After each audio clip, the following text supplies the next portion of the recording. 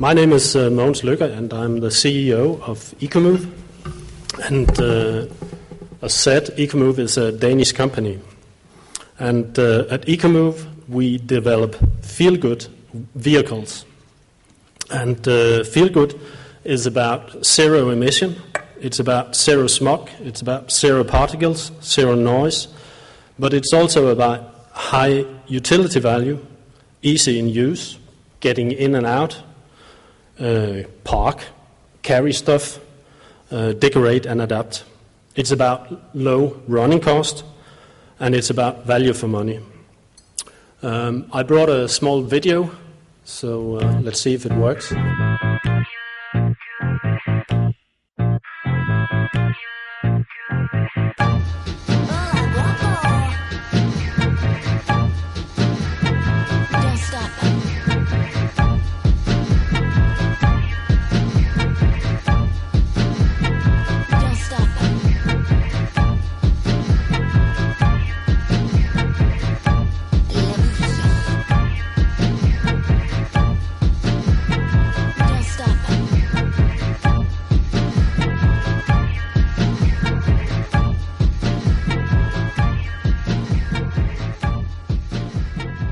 The Cubic is a result of starting all over. We found solutions to make the car easier to handle in the city, less energy consuming, less noisy, safe and flexible.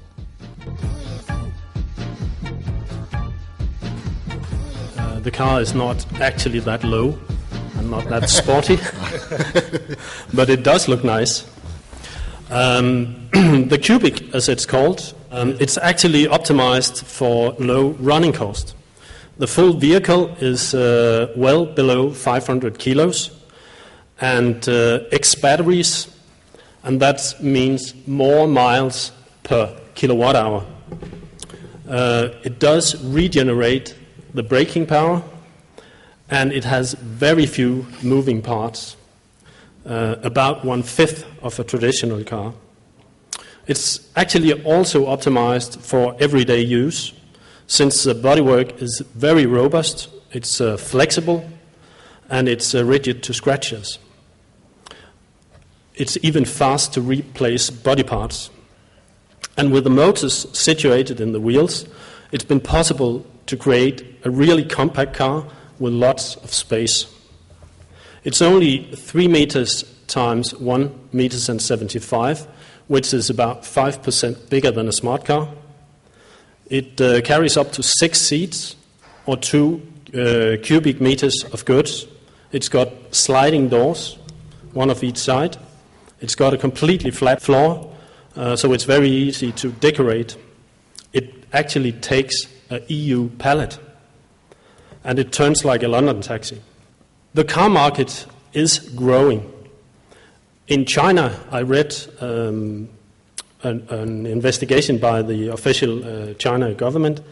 They expect in 10 years to do 50 million new cars, and today it's about 20 million cars. And even the EV market is growing, and it's driven by what we could call the green revolution. Here in London, we have the congestion charges, but it's also in Stockholm, it's also in Milan and Singapore, and it's showing up everywhere. And what we know is there's a lot of incentives around the world to buy electric vehicles.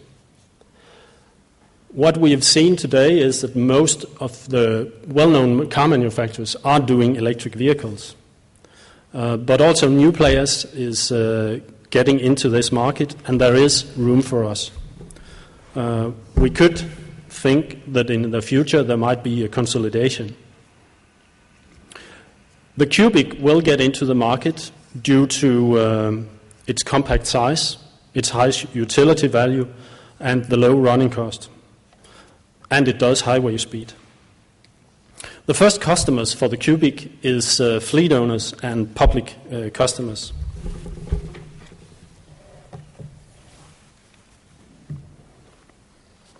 One of the unique features about the Cubic is the power pack system.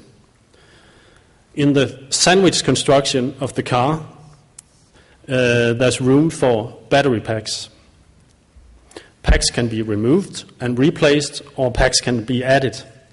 With the lithium-titanium batteries we use now, we can host up to 30 kilowatt hours, meaning a range of 300 kilometers. But soon we will have up to 60 kilowatt hours, meaning a range of up to 600 kilometers. But it's open to new battery technology and other technologies like fuel cells. So it's actually both a battery electric vehicle and a plug-in hybrid electric vehicle. The Cubic will be built to order, and it's designed for fast, easy, and custom assembly. The in-wheel motor units is a complete driveline, including suspension system. And ECOmove has an IP on that. Together with the lightweight chassis, the powertronic system, and the steering braking assembly, we got a complete rolling chassis. On top of that, the greenhouse structure, the bodywork, and then the glazing and the body shells, and the interior. And that's built to order. Assembly facilities are not complex, and they can be situated around the world, close to the markets. ECOmove was founded in 2009 by Mikkel and Rasmus with financial support from 2 local investors. The current funding is a little bit less than £2 million, and the management team has experience from other vehicles, like the one on the left on the screen. It's a lightweight sports car, formula type car. This February we got an award by Frost & Sullivan, being Best Early Stage Investment Opportunity. And this autumn we will hit the roads with the 3rd prototype of the Cubic. I have to go faster. We've got a lot of press, and with almost no sales effort, we've done a lot of letter of intents, basically for fleet owners. I can mention the Danish Postal as one of them, and local municipalities. But we also have prominent clients among.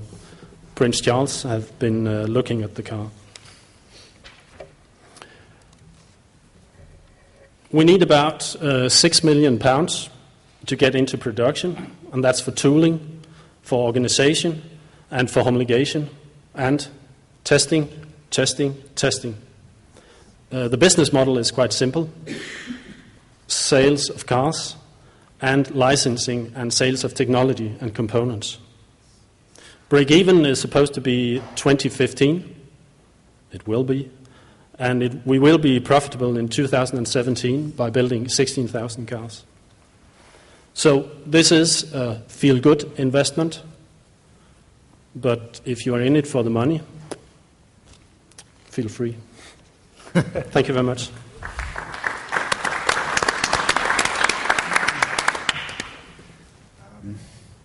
Unless I'm mistaken, you'll be the first OEM in the last 100 years who spent £6 million and makes a profit in the next 3 years. Is that correct? You're right.